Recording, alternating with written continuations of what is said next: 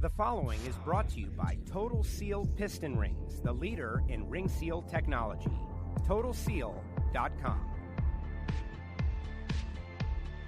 Hello and welcome to another edition of Hidden Horsepower presented by Total Seal Piston Rings. I'm Joe Costello and super excited for another episode. Oh my goodness, we've had a couple of really huge episodes over the past couple of weeks, and we're going to keep it going. Let's bring on my co-host. He is the Director of Technical Sales at Total Seal Piston Rings. He's in the office. He's taking some time out. Mr. Keith Jones. What's up, Keith? How are you? Hey, we're doing great here. We're just going crazy. It's that time of the year. We got, racing all over the country's going crazy. Everybody's going crazy to go racing. They gotta have it. They gotta have it now. We're trying to take care of them, get them what they need, get it back on the track, keep them going, whether it's, drag racing, circle track, boats, planes, trains, and automobiles. We're covering it all. Amazing. So our most recent episode prior to this one was with Jason Line and Lake Speed. It was really cool to see those two reconnecting after their years working together at Joe Gibbs Racing, and Jason breaking a little news and breaking the internet. Our Hidden Horsepower YouTube channel really taken off. If you're a new listener, a first-time listener, thanks to clicking on that episode. You're going to love these episodes. It's been a whole lot of fun. Tell us about this week's guest, because we had Don Ott from Don Ott Racing Engines, one of our very first episodes. It might have been in the first 10, maybe episode 6 or so. And now kind of the passing of the torch, if you will. Don Ott Racing Engines, same engine shop, new owner. Tell us about Adam Kofer. Yeah, I've known Adam for years. Adam comes from Kansas and, was working at a place called Salina Engine when I knew Adam or met Adam. I could tell his passion. I could tell what he wanted to do. And we started talking, and he's like, man, I'm really, and think about this. I mean, here's a guy that's, that's living in Kansas, but he wants to go build sprint car engines. And I'm sure I'm not the only guy that was talking to him. I'm like, man, if this is what you want to do, you got to go to Pennsylvania. It's like, you want to break it, into country, you're going to Nashville. You want to be in the sprint car world, you're going to Pennsylvania. This is where the guys are. This is where you tutelage. There's a whole bunch of them. Pick your guy. You need to figure out how to get in that door, get into that shop, and learn everything you can learn.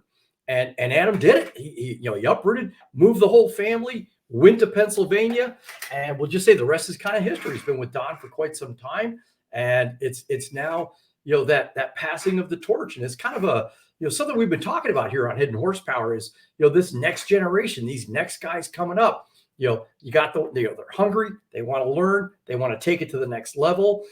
Adam's all about not only carrying on the legacy of everything that Don's done over the years, but taking it to the next level.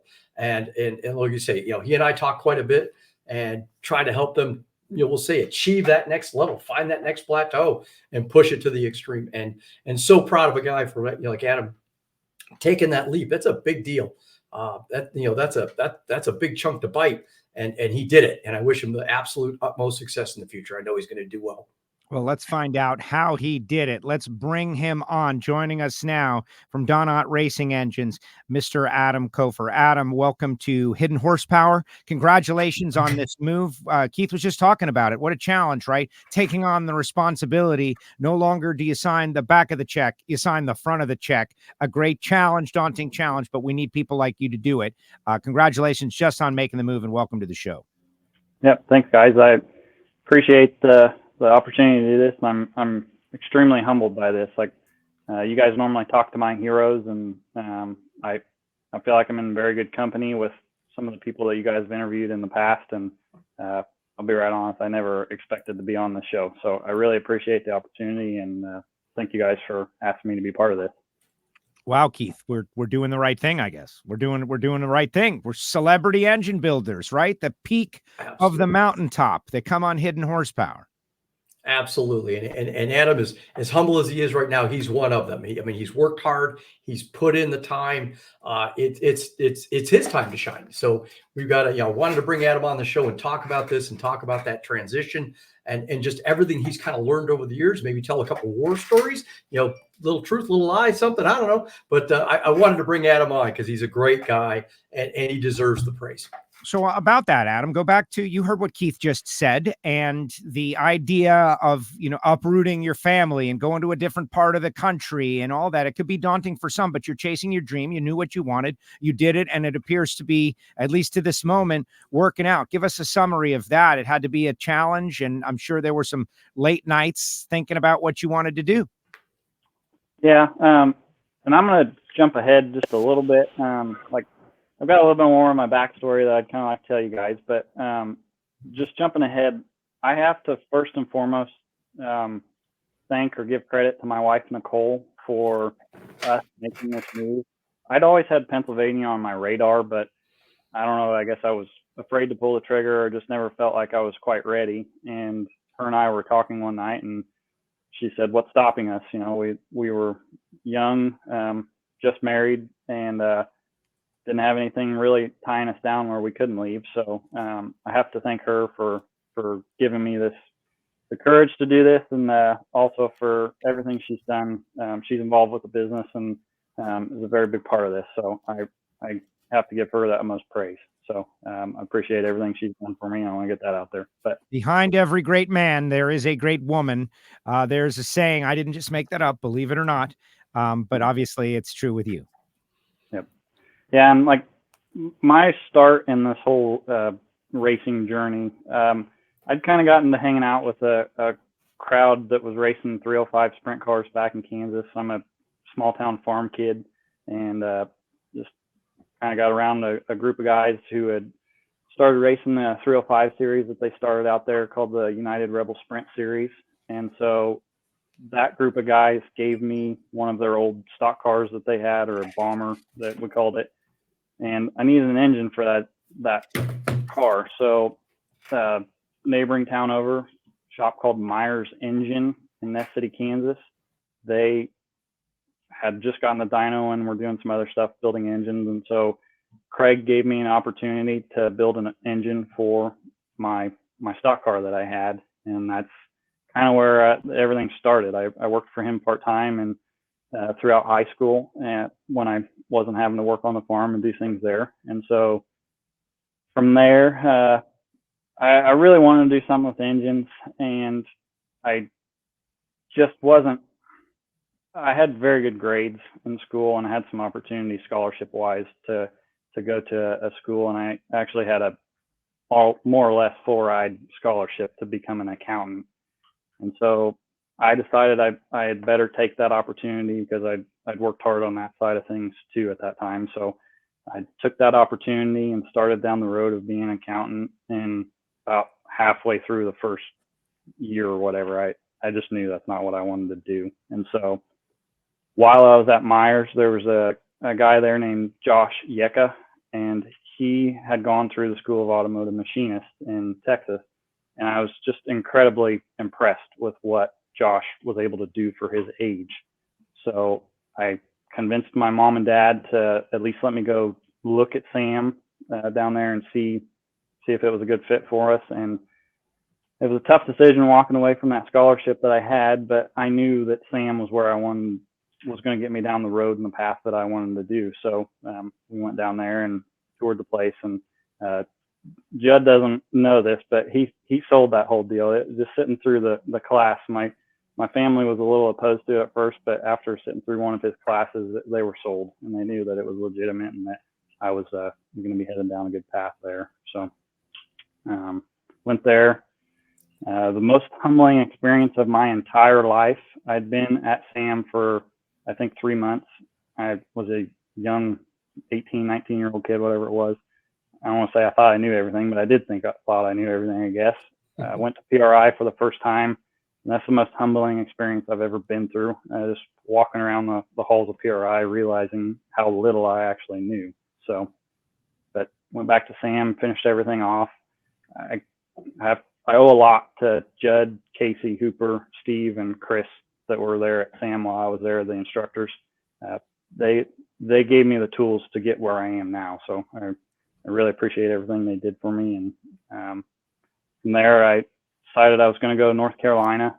I always knew that I wanted to do the sprint car thing. And so at that time, Roush Yates had just started the sprint car engine program. So my ultimate goal was to get in with their program because I felt like that was going to be the highest echelon of sprint cars at some point. So I got out there, had zero prospects when I got there. A guy named Steve Vance, who was one of the instructors at SAM, gave me some opportunities to do some things on the side. And in the meantime, I got a job with Matt Bieneman at MB Cylinder Heads and learned a lot while I was there. And then in the same time, I got hooked up with Larry Wallace, who'd actually been on this show, The Hidden Horsepower, as well. And Larry was kind of my weekend and Fridays when I had a day off. I would go over and hang out with Larry and just absorb as much as I could. And Larry's a very humble guy too. Like I don't think he gets the credit he deserves either. He's one of the most intelligent engine builders I've ever been around, and I just really respected the way Larry went about things. So I try and do things. What would Larry do? I try and do things like what Larry would do. So, but after left Charlotte, I went back to Kansas, got an opportunity to go back to work for Myers, and I worked there with Craig and Kirk doing and a guy named Scott went to work there doing primarily 305 sprint car engines, and I started my trek up towards where I ended up doing the sprint car stuff. Worked for Myers for a while, got an opportunity to go to Salina Engine, being as I would be a little bit more of the ASCS 360 type engines. So I went to Salina Engine, worked there, and that was a great opportunity for me because at Salina, the shop had been closed for quite a while. He brought me in to get it back open and going. So it forced me to learn every aspect of the engine building process. At Myers, I had a guy who ran the dyno for me. And then I had Craig who took care of all the parts and the business side of things. Well, at Salina, I had to do it all. Like I had to coordinate getting the parts. I had to do all the machine work, put the engines together, dyno, everything. So that was a really good opportunity. And after a while, though, it just came down to I wanted to build 410s. That's where I wanted to be. And like Keith said, if that's what you want to do, you really need to be in Pennsylvania. And the biggest eye opener to me is we were at Knoxville one night there in Iowa, and I'm looking around the pits, and almost every motor was from an engine builder out of Pennsylvania. So that's when we got home. I kept thinking about it more and more. And like I said, Nicole said, "What's stopping us?" So some point in there, I think it was maybe Greg Murchison from Kinsler. Somebody had mentioned to me maybe trying to work with Charlie Garrett out here in Pennsylvania. Once again, another Hidden Horsepower person that had been on here, and one of my heroes. So talked with Charlie a little bit about trying to do something with him, and it just eventually fell through.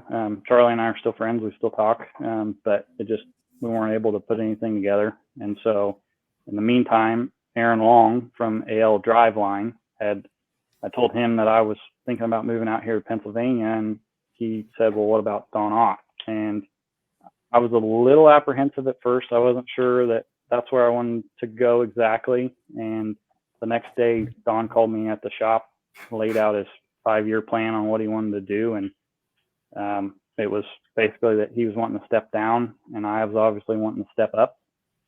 So from there, I came out here. I worked with Don for a week, made sure I got along with him and his guys, and moved out here with the family, which was my wife, our dog, and our cat. And our 5-year plan became 3 years, where in 3 years' time, we ended up taking over the business from him and his wife. And I couldn't be more appreciative of what he's done for me, giving me this opportunity. And Don's still involved with the business. He's actually here honing blocks today. So he's done a lot for me, and I've been able to learn a lot from him. And it's a great asset to have somebody like that on your side that you can lean to and ask questions if there's something you're ever wondering about, who's been in this business for over 30 years. So amazing. That's my history. Amazing story. Well, I've like so many lessons right there, Keith, like just in that, like go and chase your dreams, take a chance, work hard. You'll get there.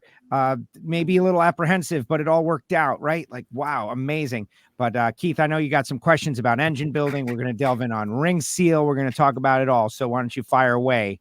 Well, I just wanted to say that, and again, I appreciate everything that you've done, Adam, because to go work with Larry and to like we always talk about, be that sponge, be around those guys, find your way to get in with those guys, and just absorb, just the a funny story with Larry. So when I was working for him, he was primarily doing Earl Pearson's late model engines at that time, and he had me.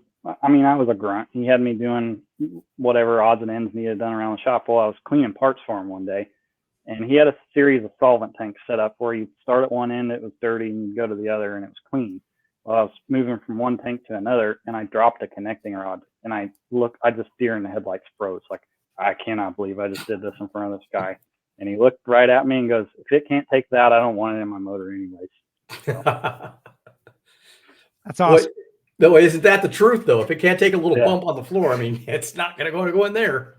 Yeah. Oh, that's absolutely awesome. That's absolutely awesome. So I know you guys have been busy this year. I see all the orders coming through. You guys must be just, like, say, kind of like everybody else, just wide open right now. Yeah, it's I keep track of kind of where we're at year to year since I've been here. Obviously, with the Ultimate Idea taking over the business, so I've kept track of that. We're actually up this year over last year as far as the volume we're doing. It is, we are truly blessed. I cannot say enough about the customers we have and the amount of business that we're doing right now. So I feel like we're definitely on the upswing, and things are only getting better and better around here. So it's to the point where we almost need to bring in some more help. It's either we're gonna have to be very selective on what more jobs we take on, just so we can keep servicing and taking care of the customers we have, or have to bring in some more people so that way we can keep growing. But we're in a good position. I'm very happy with what the business has done. So I have to ask, with that said, I have to ask the question, because I've been to the shop quite a few times, not since you've taken over, but, outside of your, we'll say obviously yourself and your wife are there, Don and Leanne, obviously they're still involved with. How many guys you have there now? So we have a Greg who does our assembly, and then he's in the assembly room every day. Actually, I'll read across this from what you see on your screen there. So we have Greg who does assembly, Paul, who's kind of my all-around guy. He does some tear downs, does crankshaft balancing, takes engines on and off the dyno if we need to be. He's just a kind of an all-around, does kind of what I used to do as far as if it needs done, he takes care of it. And then we've got Aaron, who does our cylinder heads and does quite a bit of the top end work. I used to do the majority of the top ends on the engine. So Greg does the short blocks, and I would do the top ends. Well, having to take care of more of the day-to-day stuff, I've been pretty tied up where I can't do as much of the assembly as what I was. So Aaron stepped up and's been helping us with that and doing more of that. And I couldn't be more thankful and appreciative of what he's done for us. And then Don's still involved with the business. He works about 2 days a week, and he does the honing. Him and I split the dynoing. Sometimes he does the dynoing. Sometimes I do the dynoing. And then we've got Sean, who we also call Big Block around here. He comes in and does inspections for us and preps and cleans all of our blocks. He's done that for years for Don, and is very, very meticulous on what he does. And then Jesse, or Shaggy as we call him, he does our parts cleaning and gets engines ready to ship and just keeps everything rolling. And then front and center there is Doug. That's Doug the Puggle. He's in charge of security. He's here every day. That's great. Absolutely. He's making sure to keep the right people in and the wrong people out. Yeah, exactly. Dog friendly. Adam, was there any, Don Ott had been around a long time and had a huge customer base. And I know that it's just natural for people to say, ooh, no, ownership change, management change. I don't know. Is everything going to be the same? I hope it is. And obviously it is. And you've got everybody on board so much so that you have so much business. But when you guys announced that transition, did you have to fight through any questions from some of the legacy customers there? Yeah, so I made it a point to make sure that I got in front of our Pennsylvania customers. So they were really familiar with me. Hang on just a second. He's busy, Keith. You haven't got he's got a business to run. You haven't gotten to call Keith. he's got a lot of responsibilities. You know, I mean, he's like you said before, he's not just putting them together now. He's got to run the whole damn thing. Doing the whole thing. Well, I thought I had made all the preparations where we wouldn't be disturbed in here, but I guess I wasn't counting on the landline thing. That's reality. People love that stuff. Go ahead. But I made it a point to get in front of our customers here in Pennsylvania and spend FaceTime with them because it's crucial in this business. So I was pretty comfortable with all the Pennsylvania customers. We have a significant amount of business on the West Coast in California and through Washington, and I was really apprehensive about that because I didn't feel like I had enough interaction with a lot of those guys. And, I can't speak for our customers for certain, but I feel like most of them realize that I'm young and hungry, and I've gone above and beyond to try and service all those customers and make sure that they're satisfied. So, but yeah, there was some, maybe a little bit of apprehension. I'm sure we've lost a couple of clients that, that took this as an opportunity to go somewhere else, but kind of such is racing. I mean, I see it all the time in this industry. Guys come and go. Sometimes they come back. So it's just, it's kind of cyclical. And, I tell people every so often that if I'm ever the top dog where I'm the busiest guy in the sprint car industry, I'm going to be a nervous wreck because nobody ever stays there. Like you can be the highest volume, winningest guy, but it seems like it's real tough to stay there. And so nobody ever completely goes away, but it doesn't seem like they actually stay on top forever. So. Oh, I like it. Keith, jump in with a question. Well, Adam, I mean, as far as like, I know you're taking over an entire business. You've got all these responsibilities. And I know at the same time, you're doing things, you're bringing in new equipment into the shop. You're maybe updating and refreshing some things. What do you see in the engine side of it? I know, you and I are always talking about ring seal and trying to improve ring seal and working on piston design. I've got some of their stuff in the shop right now that we're looking at. What do you see in the next thing? Do you see, cylinder head development being the next thing in the 410 or, manifolds on the 360? What do you see that's maybe the untouched grounds, the place that you want to dive into?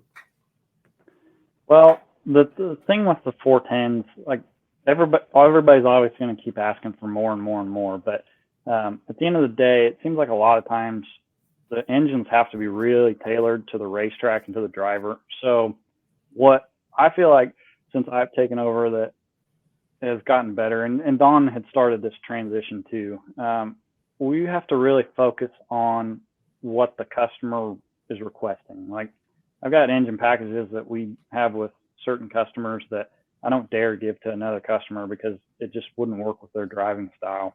So there's some of that where that's where I feel like we're going to keep growing, succeeding, and just learning more and more about how to tailor stuff to different customers.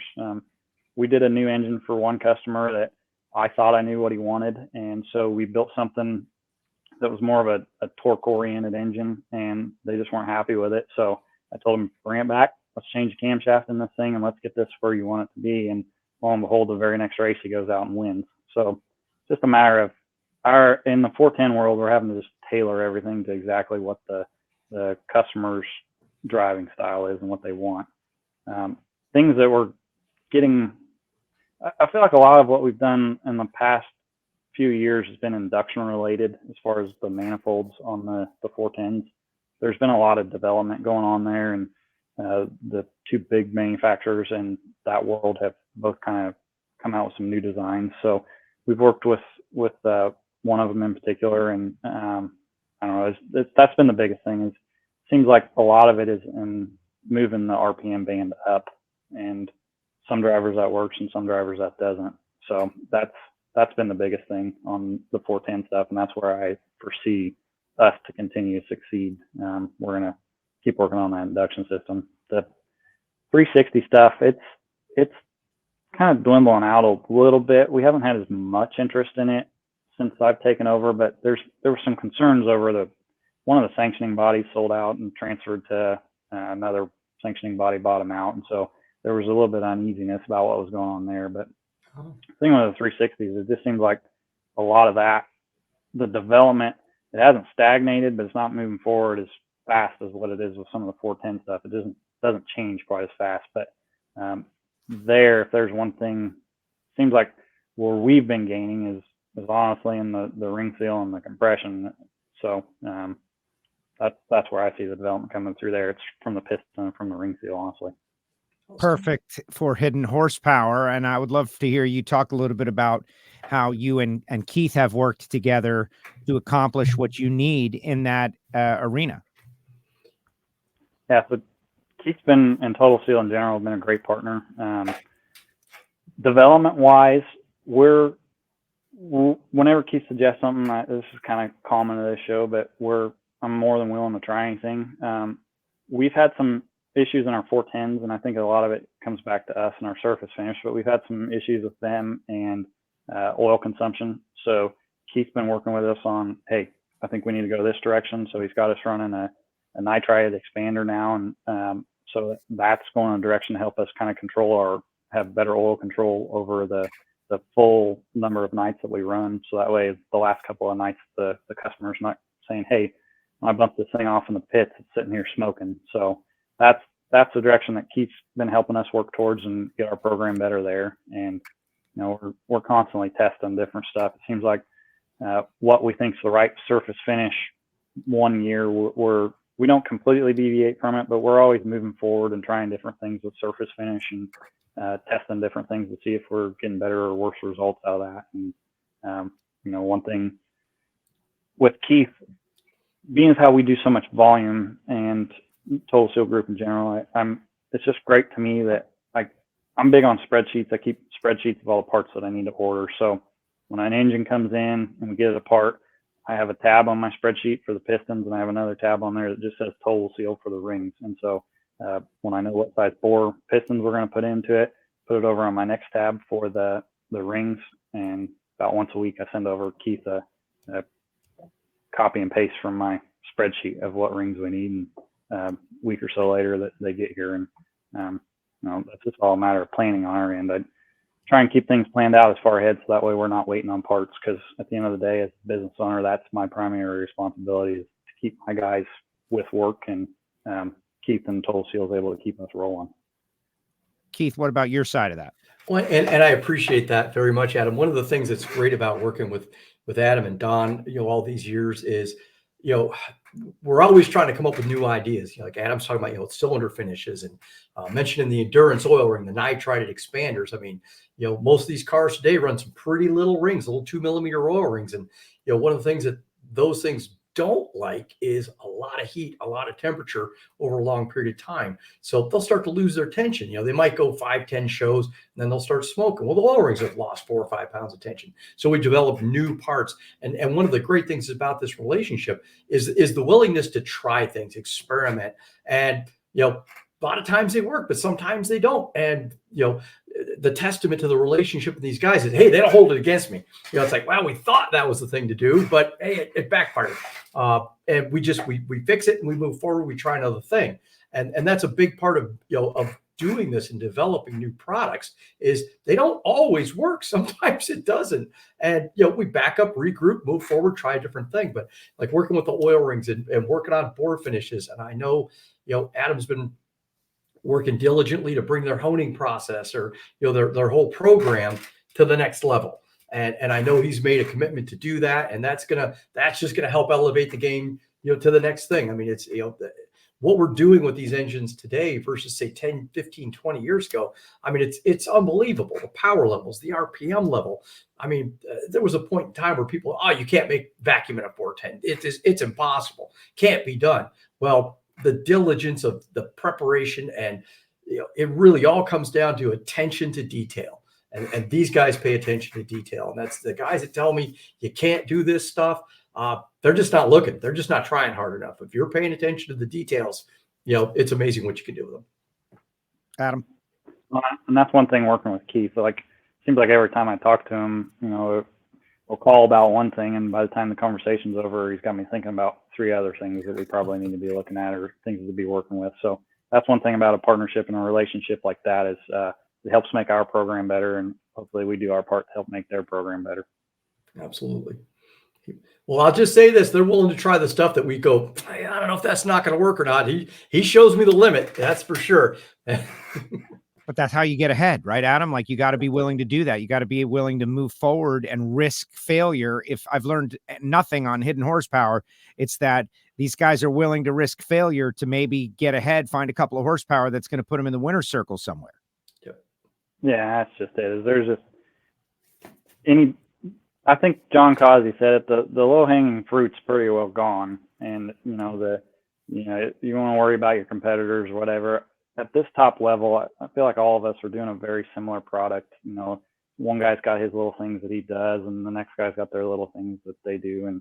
But at the end of the day, we're all in a pretty close position. So the low hanging fruit's gone. So if you're looking to make gains, you got to start kind of looking outside of the box and pushing the limit a little bit. And that's, we try not to get too far outside of the box with something that's going to be going out the door. But if it's something that customers want to experiment a little bit, we're willing to try things and see if we can make it better. And if it's not, hey, it's how you learn. You just got to work backwards and be willing to take care of it and get it back out there. So, Keith. Well, one of the things that, the question is, the 410s, I mean, I know that they're regularly seeing 9,000 RPM today. I mean, think about that, 9,000 RPM for how these guys run this and how they beat them to death. But, if we're turning 9, I know 10's coming. Now we're getting into the comp eliminator world. Now we're getting into my drag race stuff. Do you see 10,000 coming? I mean, I know it's on the shorter tracks. It's not uncommon to have guys turning 9,400 consistently. So I don't know why 10 probably will happen at some point or why it wouldn't. But, there again, that goes into what I was saying about what we've been doing, moving our program forward with the induction systems. These engines forever made peak horsepower at 8,400, 7,400. It doesn't make sense to me if you're going to be trying to turn the thing 9,400, you're 2,000 RPM past peak at that point. So some of what we've done this past few years and I've shifted my focus right, wrong, or indifferent to it is to move our power bands up a little bit. I know with certain drivers it works well, with other drivers it doesn't. So there again, it comes back to kind of a driver related thing. But I foresee the RPM continuing to climb, or at least maybe we'll plateau at some point. But our 360 programs, those engines being what they are, they normally make peak horsepower somewhere around 7,800 or 8,000. So with that, the rule of thumb always was in circle track stuff, you turn 1,000 RPM past peak horsepower. So that says you need to turn that engine 9,000 when it's making peak at 8,000. So, those basically are comp eliminator motors, or they just have a spec head that they have to run.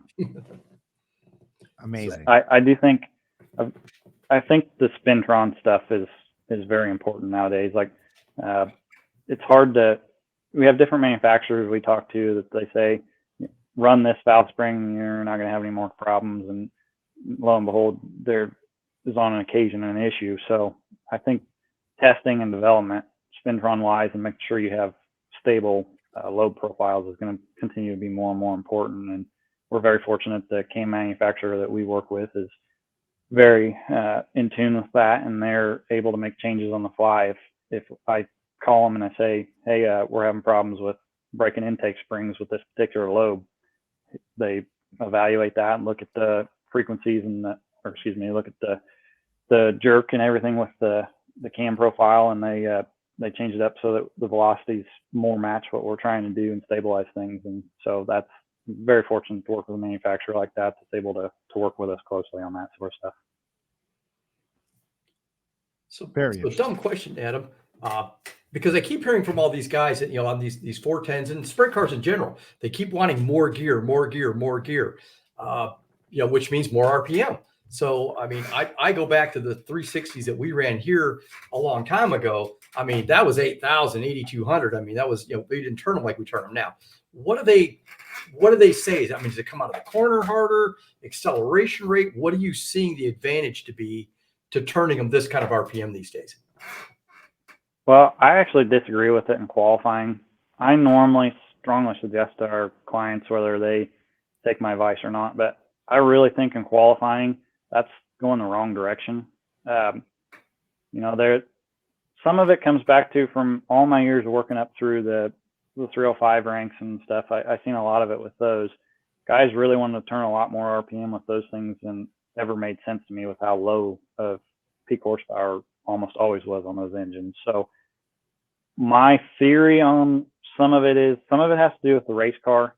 If you have your race car where it's dug into the racetrack or tight, in other words, I think you need to have a little more gear just to keep the thing free where you can drive it.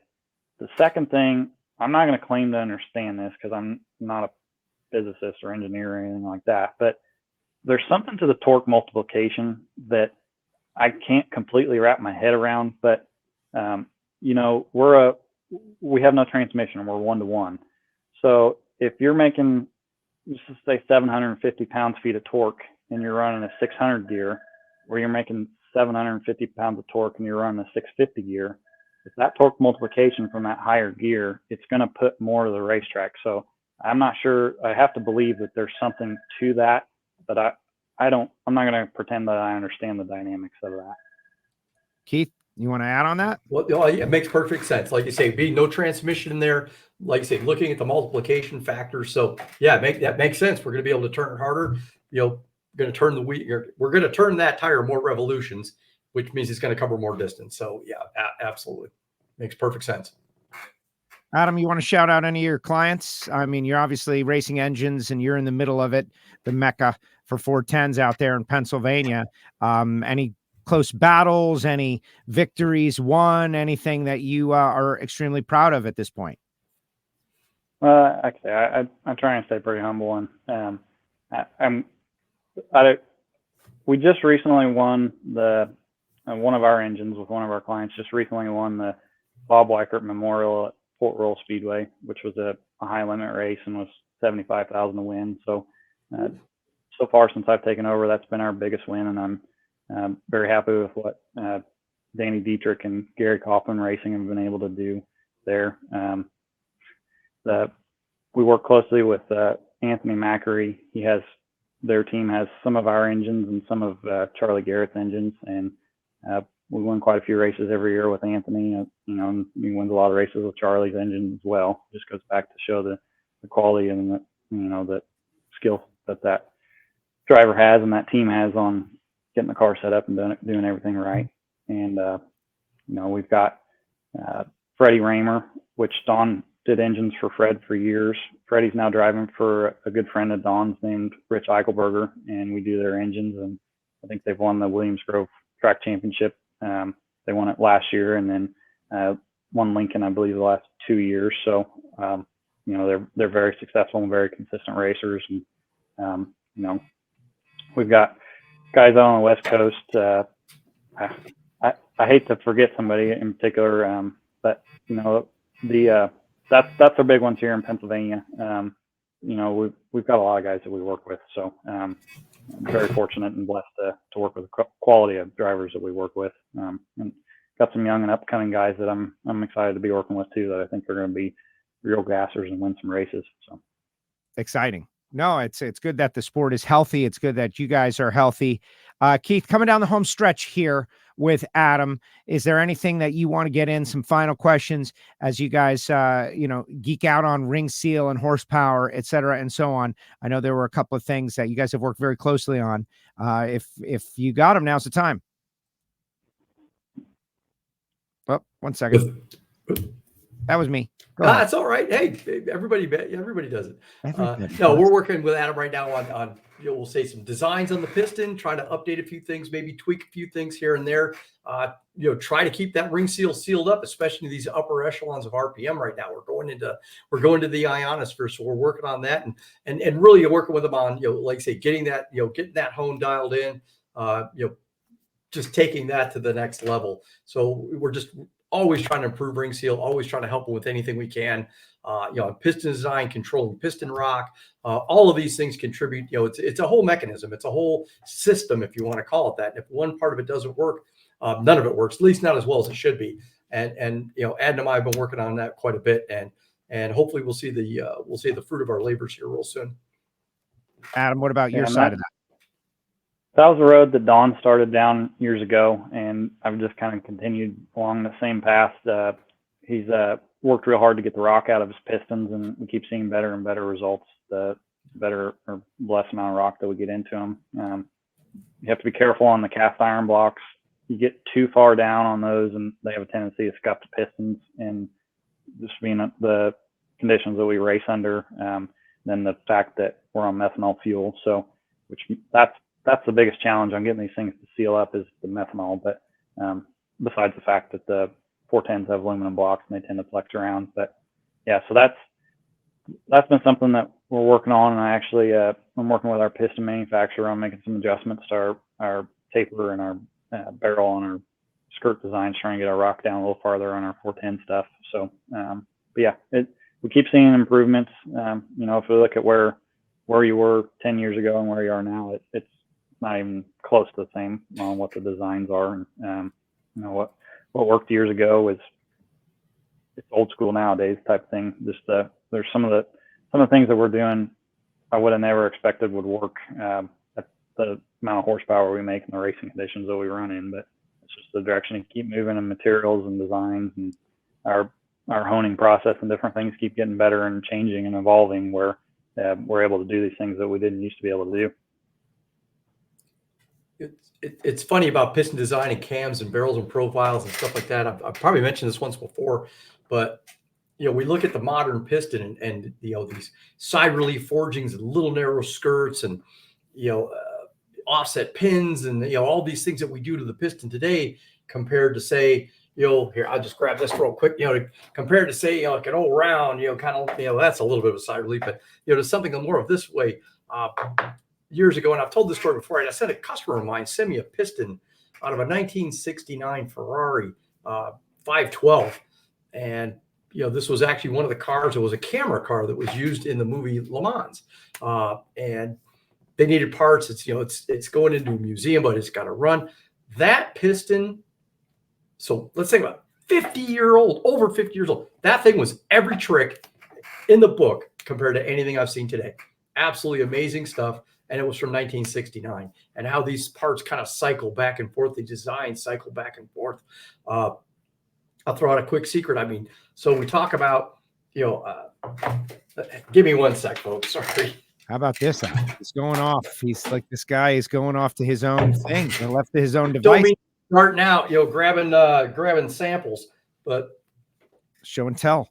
Show and tell. So this is a vertically gas ported piston. You can see the holes that get gas pressure to come in and get behind the top ring. So we want to get the rings fitted really nice and tight, keep that vertical clearance to a limit. So we don't want to induce any kind of bad ring seal situations because we've got too much clearance. So we really tighten those clearances up. Modern cup engine today, we run literally a couple 10,000s. That's it. Just a few tenths. It's so tight. We have to get the gas pressure behind the ring. And we can do that with a lateral gas port, the vertical gas port from the top. Show them side by side. Yeah. So you got that guy right there and that guy right there. I'll get it to the light so you can kind of see it. Two different ways to go. Yes. But so now here, I'll blow your mind. I had a piston come into me out of a BMW Formula One engine from back in the turbo days. Just the absolute insanity. To me, the pinnacle of power, the pinnacle of RPM. My goodness, they sounded like a top fuel car going down the road. They were so incredibly loud. But the thing that I noticed with it when I got the piston is the gas ports were offset. I had one here, one back here, one out here, one back here, one out here. They kept offsetting. One here, one back here, one back out here. I started really looking at the piston. All the gas ports that were in the back, they used a deeper radial depth second ring so they could send that second port down to the second ring. So let's say the top ring was 100 thousandths deep. The second ring was 150 thousandths. They actually gas ported the top and the second ring back in that turbo car. So to talk about technology coming full circle, I haven't seen that one come back around again, but maybe somebody out there is willing to give it a shot. I always joke because we're going to end up running rev kits again because we'll keep making everything lighter and lighter in the valve train. And at some point, we're going to say, well, we can run a really light spring, and then we're going to put a rev kit back in here to control everything. We're gonna pile it all down in here in the valley. Get rid of it up here. We'll put it down here. Unreal. All right, Adam, at the end of each hidden horsepower, and you kind of did it at the beginning, but I'd like you to summarize again. You're how old are you? First of all, I asked you it before the show started, but tell everybody, if you don't mind, how old are you that you've accomplished all of this so far, which is tremendous, but I think it should be inspiring to everybody. How old are you? Well, I'm 34, and I don't know that I've really accomplished that much. I've worked hard to get where I'm at, but I look at what guys like Don did. Like Don started this business when he was 18 years old, and he was the king of sprint cars by the time he was in his mid to late 20s. So like, I guess it's all relative, but yeah, I'm 34, and I feel like I've still got a long ways to go, but there's a lot of guys out there that started young and have accomplished as much, if not more, than what I have. But Well, I actually just finished reading Smokey Unick's Best Damn Garage in Town. That guy makes me feel bad about what I've accomplished in my life. It's crazy to think of all the things Smokey did. Well, you're comparing yourself to one of the greatest of all time, Smokey Unick, my goodness, right? But for the curve of the now that we're dealing with, I think at 34, for you to be in this position, you've done well. So for the next wave, the next generation, the next young you walking around PRI feeling overwhelmed, you walked in feeling great, you're walking out feeling like, oh, I know nothing. What kind of advice would you give to those folks to advance themselves, to better themselves, to get where they want to be ultimately? I mean, I can tell you this is something that I've lived my life by since I started working for other people. And I tell this to any young person: don't work for somebody that's going to make your life miserable. It's not worth it. Like, there's a lot of other opportunities out there, and whether some of these older engine builders want to hear it or not, they've ran off a lot of very dedicated and talented young men and women just because they can be so miserable to work for. So, that's something that I say: just don't work for somebody that's going to make your life miserable. And the second thing is, you can't be in this business for the money. It'll come in due time. You'll be able to live a comfortable life, but you're not going to get rich doing this, even owning the business. I can't say that I feel like our financial situation is really that much better with all the overhead and the things that we have to do now, but you can't be in this for the money. It's got to be something that you have a passion for and that you love to do. And like, that was one thing that when I was at Sam School of Automotive Machinist, what it was when I was there. But you're going to get out of it what you put into it. And that's why I say you got to be in this because you want to be in it. I was there every morning waiting on Hooper to unlock the door so I could go in there and grind on heads before Judson started his lecture in the morning. I ate my lunch there, and as soon as I was done eating lunch, I went back down and worked on heads and did whatever just to try and keep learning and getting out of it what I was putting into it. And that's another thing. So don't work for somebody that's going to make you miserable. You're going to get out of it what you put into it, and just you can't be in this for the money. I'm not saying go out and work for minimum wage to do this, but you got to pay your dues, and you'll get there eventually where you're able to live a comfortable life and do the things that you want to do. So Love it. No, as long as you don't want to own a yacht and a helicopter, that's not going to happen. No yacht and a helicopter is going to happen. All right, now that makes sense. I mean, who wants those things anyway? You can't get to the racetrack a little quicker in the helicopter, but not the yacht. Who cares?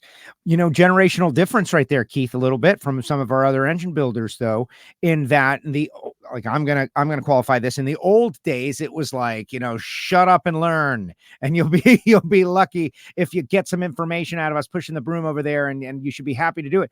And Adam's attitude is a little different. Like, nobody should be miserable to anybody. I think that is kind of a modern shift that I tend to agree with. I love that. I was quite taken back by that, Adam. Thank you for saying the things that you did, because no one wants to be miserable. Nobody wants to feel like they're the taskmaster on them, beating them all day long. Nobody wants that. You want to be happy. A happy employee is a productive employee. A guy that wants to come to work is going to do a lot more work for you than the guy that's I'm not going to go today. We don't want that. And I love that you said that. That's awesome. Yeah, very good. Very good. Final thought, Adam, anything you want to say to everybody else? Back to that point that I will say, like, I've worked with some guys that I felt like they were just trying to make my life miserable. And when it was all said and done, like, one guy in particular, Norman, that worked for MB Cylinder Heads, he was a retired military man, and I thought he hated my guts when I worked there. And the day that I quit, like it was a couple weeks before I don't quit, but I turned in my notice. I knew that I was leaving. I had everything lined up that I was going back to work for Myers, and Norman would port manifolds at home, and then he'd come into MBE's shop and finish them there. Well, he walked in one day, and I don't know what I was doing. I was Scotch Brighting an intake or something. I was doing something in an intake manifold. Norman walks in and looks at me and goes, "What are you doing?" I said, "Well, Matt didn't tell you." And he goes, "Tell me what?" So, "Well, I'm the new manifold guy. You're out." And from that point on, I had his respect, and he laughed. He thought so some of these guys, like I say, that it's just their personality. So I'm not saying that everybody out there that's miserable or whatever, like, is actually that way. Sometimes they're doing that because that's just their personality. But when I did turn in my notice and leave, and Norman, I want to say he's almost disappointed in me because I don't remember exactly what he told me that day, but hindsight, I think he's seen some potential in me, and he hated to see me making the move and going away. But I had plans, and I wasn't going anywhere. I was going to continue along this journey, and ultimately, I feel like I've gotten where I intended to get. It's just took me a little longer than I thought it would. But there again, that goes back to being humble, and not everything happens right away. Sometimes you got to work for it and wait for it. Very, very true that some people, believe it or not, that's how they show their version of love or affection, is by being a little rough on you. They're like old school ways. Do you think is Norman still around with us in the world? I'm not actually sure where Norman ended up. I know he's not working for Matt anymore. I haven't talked to Matt or any of that group in years, so maybe they'll see I'm this. not sure Maybe where they'll see this. This is going to be public, believe it or not. People are going to actually watch this one. So you never know. You might get a phone call. And no, I agree. But some people are just generally miserable. So you just got to pick them out. Adam. I was going to say, hey, famous drag racer, Bill Grumpy Jenkins. Hey, it was always nice to me. Well, exactly. Yep. No, I got people in my work too. I know it. That's how they show affection, by being mean to you. That's it. That's their way. And they'll you get them in a moment of weakness where they'll be like, "No, that's just how I am. And it's like, oh, wow. Okay. I get it. I don't get it, but I get it. It's tough love. There's a term, tough love. Adam, great job. Been great to get to know you and your business, and good luck, of course. And super excited for what you are doing and what you will do. So thank you for joining us on Hidden Horsepower. Yeah. Once again, thanks, guys. I feel very humbled to be on here, and I'm honored to be in the company that I am with these other engine builders and people you've talked to. So I appreciate the opportunity very much. No, you've earned it to this point, and Keith never makes a mistake. That's for certain. Not about this. I can tell you that. Not about this. No, I appreciate you coming on, Adam. Like I say, really, really, I'm proud of what you guys have accomplished and what you're doing. The big leap that you took to do this. And I, like I said, I couldn't be happier for you, more proud of you. All right. So before we let you go, Adam, I was gonna get rid of you, right? But the interview's over. That's it. But Keith was gonna show us some blown up stuff, which I'm excited about, and it's not your stuff, so I'm sure you're excited about. You want to hang around while Keith shows us blown up things? Well, let's see what you got. We get a lot of stuff that comes in here, and customers want us, maybe kind of help them figure out what they've got going on, and this one, this is about a 4,500 horsepower pulling tractor. About 6-inch port, really doesn't look all that bad. It's pretty good. But then you really, you got to really dig in. You got to really know what you're looking at. And you start going around and you go, wow, I think I found the problem. I think it's, having a gas port's a good thing, but one gas port, not it. Let's see here. Ooh, yeah, I can put my fingers through that hole. It looks like a jousting helmet. Like exactly. It's not just blowed up. It's melted. Think they missed the tune-up a little bit. Does that fit on your head, Keith? Does that fit on your head? Wear it like a crown, it just about fits. What do you think, Adam? What's up with the tune-up? First of all, the wrist pin for me. Like, are you kidding me? The wrist pin is like that. Yeah. Well, that's what makes a super diesel, I can't say we see too many of those around here. I hope we don't start seeing too many of those. Well, while I've still got you going on, Adam, when's the big week there? I think you guys call it Speed Week. When's the big week coming up? it starts on Friday. So we've got So yeah, that was one. close. We got to get one out of here. Still in the assembly room, and I just heard Don fire up the dyno a while ago, so we got another one there. It's getting finished up to go out. So yeah, it's Speed Week's upon us. All right. Well, that being true, then we'll let him go. Go back to work, Adam. But appreciate you. Thank you for spending time. So one last thing, looking at that piston, something that I think some wisdom that Judson Massengill imparted on me, to the whole class. That is, he said if you set them up loose, you'll know about them. If you set them up tight, everybody's going to know about it. And it goes back to those pistons. You set them up too tight, they'll scuff, and everybody's going to know about it. Yeah, but everybody knew about that one. That's for sure. Yeah, the neighborhood. All right, Adam. Great job. Thank you so much. Yep. Thank you, guys. There he Thanks, goes, Adam Kofer, with us here on Hidden Horsepower. All right, you got one more, right? Blowed up stuff. Yeah, no, this one again. This is a segment. Yeah, this is we could do a whole series on these things. We get the whole industry involved. We could show it. This one again, not a bad tune-up. Doing pretty good till we got to that side. But what I want to point out is the ring is still good. So the ring held up. The rest of it, not so much. But the ring held up. All right, what causes that? I mean, obviously, catastrophic failure. That's severe detonation. I mean, you can see all the peppering in the piston right there. I mean, they detonated the heck out of this thing. So, too lean, we'll just say too much everything. Probably too much timing, not enough fuel going the other direction, too much everything, and it just let go. Yikes. This is like a great new ending segment. Blowed up stuff with Keith Jones, right? Oh, we'll make a thing out of it because we got a ton of it. Sure, I got a whole storage thing upstairs of blowed up stuff. Well, good. I'll expect it. When Keith is on, we'll do 2 elements of blowed up stuff. And we'd love for everybody to put your comments in the comment section. Those of you watching on the all new Hidden Horsepower YouTube channel and watch all our great videos, some cool stuff going on. We want you to subscribe, click the bell. That means you'll never miss a show. And we're going to keep rolling out through the summer, through the fall, through the off season. We can roll out these episodes. And now we've got something else to look forward to and a reason for Keith to climb up into the attic there at Total Seal. Keith, how are things going? And if people are looking to build engines, looking for information on parts, what should they do? How should they get a hold of you? Well, how things are going is hot, damn hot. It's Arizona. It's the summertime. What's this whole heat dome thing? And whatever it is, I wish it'd go away. But as far as getting a hold of us, reach out to the website, kind of like it says behind me, totalseal.com. You can get my emails, all the guys' emails, tech questions, basically a ton of information on there, totalseal.com, or call us 800-874-2753 on the toll free. Glad to help you any way we can. That is tremendous. Yeah, we were dealing with a heat dome this past weekend in Richmond. It was uncomfortable, to say the least. Bottom line, though, we're going to keep racing no matter what. That's the plan. Keith, great job as usual. We'll see you on the next episode. Thank you so much. Thanks, guys. Thanks for everybody. Thanks, Adam.